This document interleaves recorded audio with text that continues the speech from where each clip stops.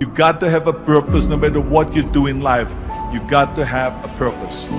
So that's rule number one, have a vision. You see, if you don't have a vision of where you go and if you don't have a goal where you go, you drift around and you never end up anywhere. It's like you can have the best ship in the world, you can have the best airplane in the world. If the pilot or the captain doesn't know where to go, it would just drift around. It would not end up anywhere or most likely in the wrong place. So I was very fortunate that I stumbled onto my vision. Rule number two is, don't listen to the naysayers. Everything I ever did, the thing that I heard out of people's mouth was, that's impossible. That can't be done. Or no. I mean, as you know, I was born in 1947 in Austria after the Second World War. And I didn't really like Austria when I grew up. I couldn't wait to get out of there. I couldn't see myself becoming a farmer or a worker in a factory or anything like that. Even though my parents wanted me to stay there and have a normal life. My father wanted me to become a police officer like he was. My mother wanted me just to stay there. But that was their vision, not mine. My vision was totally different. I feel different. I felt that I was born for something special, for something unique, for something big. So I was searching. I remember when I wanted to be a bodybuilding champion, including my parents and everyone else around me, said, this is impossible. You can't be a bodybuilding champion. That is exactly what I heard, and of course I proved to the people that it can't be done. So whenever someone said to me, it can't be done, I heard it can be done. When they said no, I heard yes. And when they said it's impossible, I heard it is possible. I'm a strong believer of what Nelson Mandela said, that everything is always impossible until someone does it. Well, I'm gonna be the one, I said to myself, I'm gonna do it and I'm gonna show it to them. Maybe it has never been done before. That's perfectly fine with me. But I'm gonna do it. And I did not listen to the naysayers. When I wanted to come to America, when I wanted to go to America, they said it's impossible. There's no money that you have to fly even over there. You have no money when you go over there to live with. It was all no, no, and it can't be done, it's impossible. And I remember then the same thing happened also when I went into show business. As a studio executive, I say, I want to get into movies. I want to be a leading man. He started laughing. So they all say it's impossible. I said, why is it impossible? He says, because look at how big you are. You weigh 250 pounds. And then they told me, he says, and your accent, even if you reduce all your body weight and everything and have a normal body, your accent. I said, your accent, I mean, it will go give people goosebumps with the German accent. It will get people the creeps. They will get scared. He says, no one in Hollywood ever has become a leading man that had an accent. This is the kind of stuff that I heard. They said, no, you see, it's impossible. This is the kind of thing that I heard. Imagine, you go from studio executive to studio executive, from agent to agent, from manager to manager, and they all said exactly the same thing. Because I believed that I can be a leading man. I said, there's enough room on that ladder that I can fit up there. And of course I went to college to study English. I studied voice, accent removal, acting classes, and all of this stuff, all day long. I worked and I worked and I worked.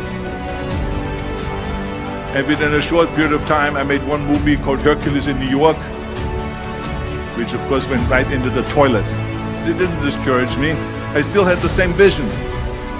And then all of a sudden I did Streets of San Francisco. I did Stay Hungry and Pumping Iron and The Villain. And then all of a sudden I was asked by Dino De Laurentiis and the Universal Studio, the biggest studio, to star in Conan the Barbarian.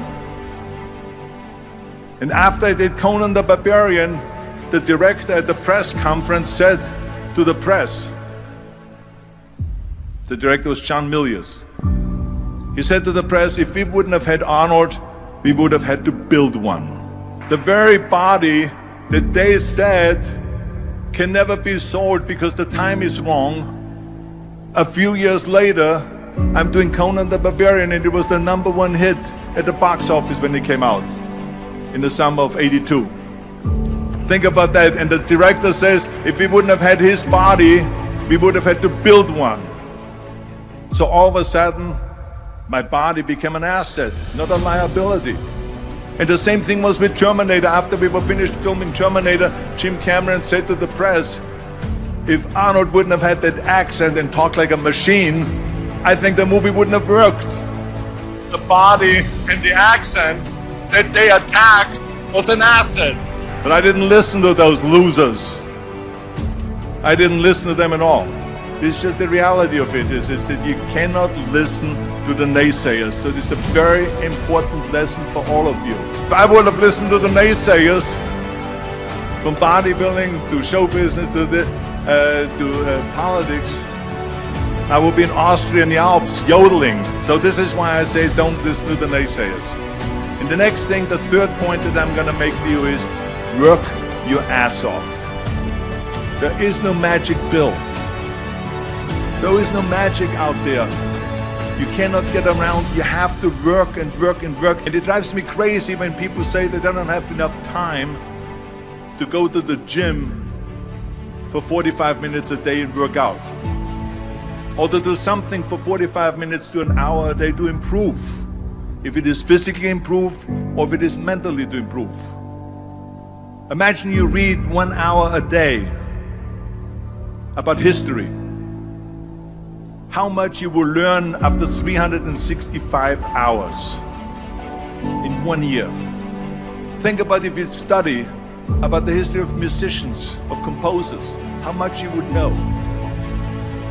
Imagine if you would work on a business, on some business that you want to develop every day for an hour. Imagine how further along you will go and get. So it drives me nuts because we have, when people say we don't have the time, we have 24 hours a day. We sleep 6 hours a day, so that gives you still 18 hours. The average person works around 8 to 10 hours. So let's assume it's 10 hours, so we have 8 hours left. Then you travel around an hour a day, maybe 2 hours a day. So now you have still 6 hours left. So what do you do with these 6 hours? What do you do with these 6 hours? Then we eat a little bit. You can see how much time there is available if you organize your day. So you got to work hard. I mean, let me tell you something. When I went to America, I went to college. I went and worked out 5 hours a day. And I was working on construction. Because in those days in bodybuilding, there was no money. I didn't have the money for food supplements or anything. So I had to go to work. So I worked on construction. I went to college. I worked out in the gym, and at night from 8 o'clock at night to 12 midnight, I went to acting class 4 times a week. So I did all of that. There was not one single minute that I wasted. I became very friendly with Muhammad Ali in the 70s. Muhammad Ali worked his butt off, and I saw it firsthand. And I remember that there was a sports writer that was there in the gym when he was working out and he was doing sit-ups. And they asked him, how many sit-ups do you do? And he said, I don't start counting until it hurts. Now think about that. He doesn't start counting his sit-ups until he feels pain. That's when he starts counting. That is working hard. And so you can't get around the hard work. It doesn't matter who it is. As a matter of fact, I believe what Ted Turner said, work like hell and advertise. You get it? Work like hell, go to bed, and early to rise, work like hell and advertise. So you work your ass off, and then you let the world know about your work.